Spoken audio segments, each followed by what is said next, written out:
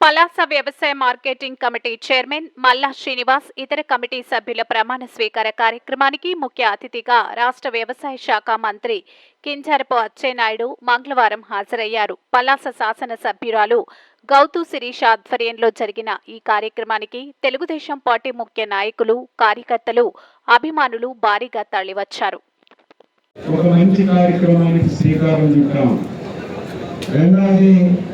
పలాస కాశీపురికి అత్యంత ప్రాధాన్యత కలిగినటువంటి కార్యక్రమం రైల్వే ఫ్లైఓవర్.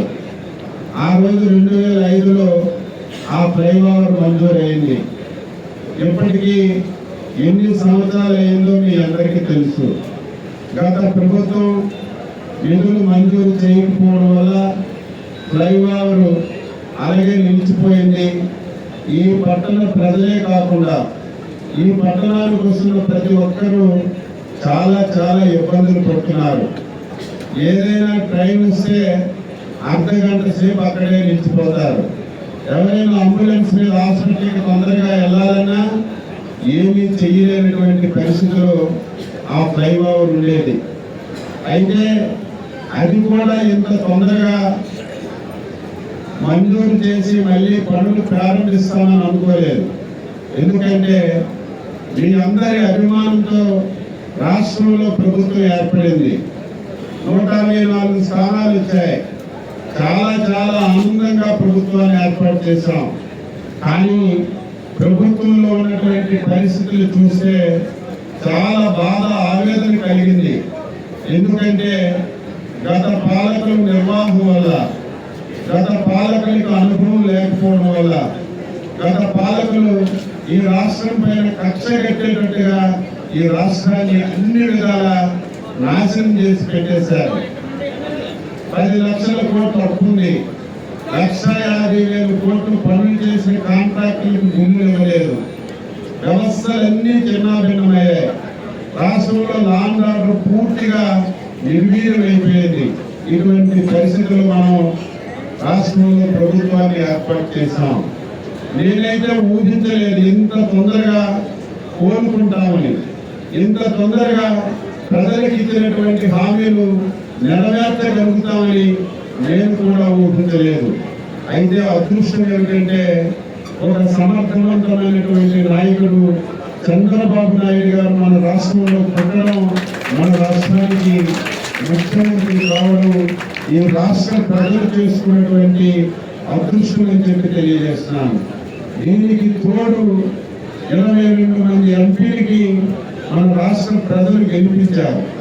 22 మంది ఎంపీలు ఎప్పుడైతే గెలిచారో కేంద్రంలో ఉన్నటువంటి మోడీ గారు కూడా మనకి సహకరిస్తున్నారు. కాబట్టి ఈ సంవత్సర కాలంలో ఎవరు ఊహించినటువంటి కార్యక్రమాలు చేస్తున్నామని ముందుకెళ్ళాం. అందులో భాగంగా ఈ ఫ్లైఓవర్ కేంద్ర ప్రభుత్వం 60 పైసలు ఇస్తే రాష్ట్ర ప్రభుత్వం 40 పైసలు డబ్బులు పెట్టాలి. రాష్ట్ర ప్రభుత్వం దగ్గర డబ్బులు లేవు.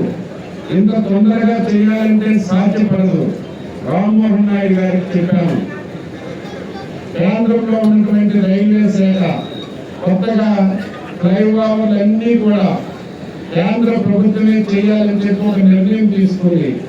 అందులో మన ఫ్లైఓవర్ పెట్టి కేంద్ర ప్రభుత్వం డబ్బులతోనే చేద్దామని చెప్తే ఆయన ఒకటే మాట అన్నారు, ఈ కొత్తగా వచ్చిన ఫ్లైఓవర్లకే కేంద్ర ప్రభుత్వం పెడుతుంది తప్ప పాత ఫ్లైఓవర్లకి పెట్టదని రామ్మోహన్ నాయుడు చెప్తే, నువ్వు కేంద్ర మంత్రి తప్పనిసరిగా నీకు అవకాశం ఉంటుంది, ప్రయత్నం చేయని చెప్తే ఆ రోజు ఎమ్మెల్యే గారు వెళ్ళారు.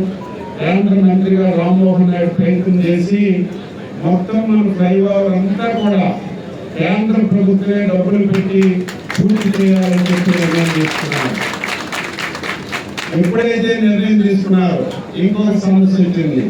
కొత్తగా మళ్ళీ కాంట్రాక్టులు పిలాలని, మళ్ళీ కొంత కాంట్రాక్ట్ వస్తే మళ్ళీ మొదటికే వస్తుందని మళ్ళీ రామ్మోహన్ నాయుడు రైల్వే అధికారులతో మాట్లాడి పాత కాంట్రాక్టులకే అప్పగించి ఏదైతే ఫ్లైఓవర్ ల్యాండ్ అవుతుందో అక్కడ కొంతమందికి ఇల్లు కోల్పోయారు. వారికి నష్టపరిహారం కూడా ఇవ్వలేదు. నేను అధికారులకు ఆదేశాలు ఇచ్చాను, కాంట్రాక్టులతో మాట్లాడాను. ఈ రోజు నేను కాశీపూర్కి వెళ్తున్నాను. చెక్కులు రాయండి, నష్టపోయినటువంటి వారికి నా సమక్షంలోనే చెక్కులు ఇద్దాం. కాంట్రాక్టర్ కూడా చెప్పాను, అచ్చెన్నాయుడు ఒకసారి ప్రారంభిస్తే అది ఆగడానికి వీలు లేదు, త్వరగా పూర్తి అవ్వాలని కాంట్రాక్టర్కి చెప్పి ఇప్పుడే మనం ఫ్లైఓవర్కి భూమి పూజ చేశాం.